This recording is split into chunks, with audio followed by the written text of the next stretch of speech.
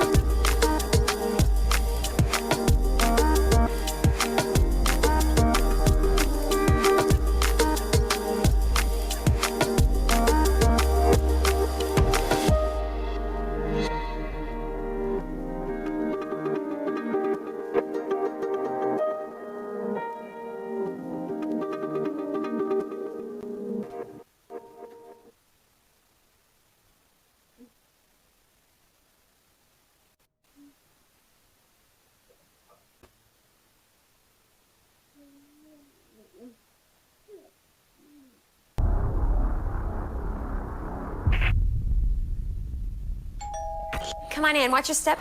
Okay, so it's a 3-bedroom, 2-bath. The house has just been put on the market. I love this vaulted ceiling. That is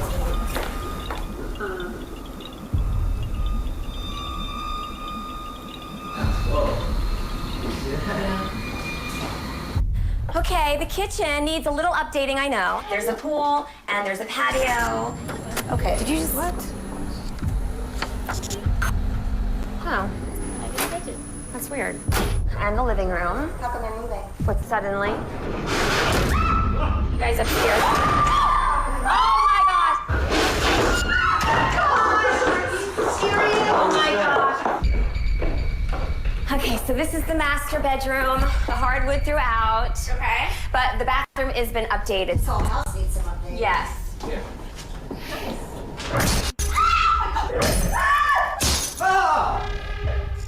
Great.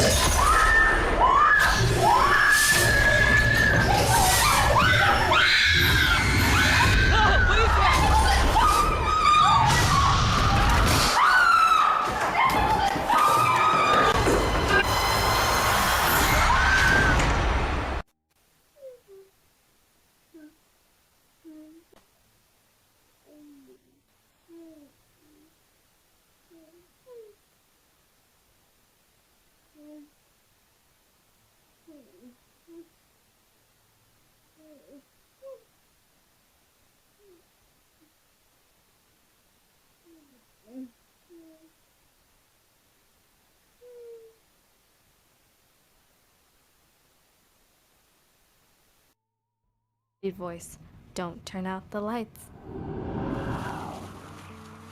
It was a hot spring night in Florida. Chrissy had just gotten home from school and settled down to do her homework in her old wooden house. It had been in the family for over 100 years, and it creaked and groaned as the winds blew. To Chrissy, they were the familiar sounds of a house full of love, one that never used to be silent. She fondly remembered her grandmother cooking, bashing pots and pans in the kitchen. She'd yell, "Chrissy Lou!" the nickname she'd given her when dinner was ready.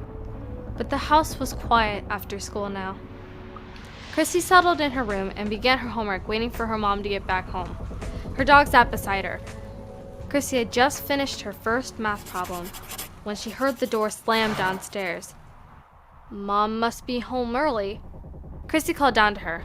Mom? There was no response. Probably just the wind, she thought. She shrugged it off and continued her homework. An hour passed. She finished her first assignment when she faintly heard the sounds of pots and pans clanging downstairs. She hadn't heard Mom come in the door. Chrissy Lou, a voice called from downstairs. 1 second, Chrissy responded, finishing up her final math problem. Chrissy Lou, the voice called again. Chrissy closed her books and walked downstairs, calling her dog to follow. But he wouldn't budge. She shrugged it off and walked downstairs and into the kitchen.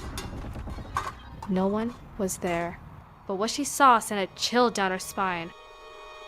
Every pot and pan in the house had been stacked neatly in the middle of the room. Cabinets lay open and empty. The side door flew open beside her. In the doorway stood Chrissy's mom, groceries in hand. But if she was only just getting home, who laid out the pots and pans? Mom looked around at the scattered pots and pans, confused. You helping me cook tonight, Chrissy Lou?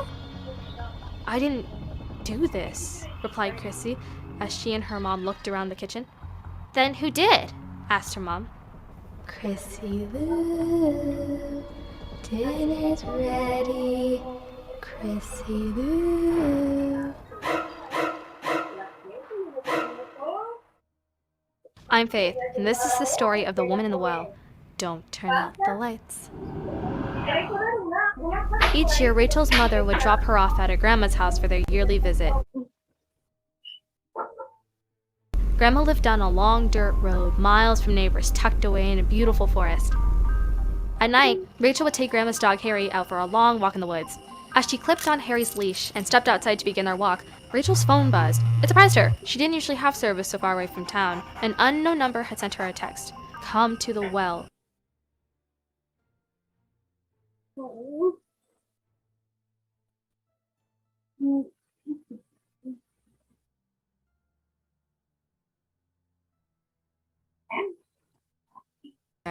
She tried to respond and ask who it was, but a message wouldn't go through. She shrugged it off. It was probably a wrong number anyway. Harry pulled her along the dirt road, picking up a scent. She allowed him to lead her as she looked up at the beautiful moon through the trees. Suddenly, Harry stopped. He began growling at what was in front of him. Looking around, Rachel realized she was in unfamiliar territory. She'd never walked this way before. She strained her eyes to see what Harry was barking at up ahead. There stood a large stone well in the middle of the pathway. She'd never seen it before. Curious, she crept toward the well with her cell phone flashlight and peered down to the bottom. But the well had dried up. All she could see was a bit of wet dirt and darkness. Hello? She called down playfully, listening to the echo bouncing back at her in the blackness. Her cell phone buzzed again. It was another text. This time, it was a picture of her. She jumped back in shock, tripping over a tree root, her phone flying in the air and shattering down beside her. She and Harry ran back toward the house. Her grandma tried to calm her. The well was old and dried up, she explained. In fact, it was odd she stumbled across it tonight. Contractors were coming tomorrow to cement it over. Rachel tried to show her grandma the picture she'd been sent, but it had disappeared. Her grandma made her some tea and Rachel fell asleep on the couch. Early in the morning, she was awoken by the sound of a cement truck backing up and her cell phone ringing incessantly. Half asleep, Rachel picked up her shattered phone and held it to her ear. Hello? She answered. Come to the well. Said a voice on the other line. They're burying me. Rachel leapt up and ran as fast as she could, but she was too late. The cement truck was driving away and a pile of gravel lay where the well had been. Hurriedly, she picked up her phone and dialed back the number. It rang. Then she heard a ringing on the other line. The ringtone emanated from the ground deep, deep below her, buried in the darkness.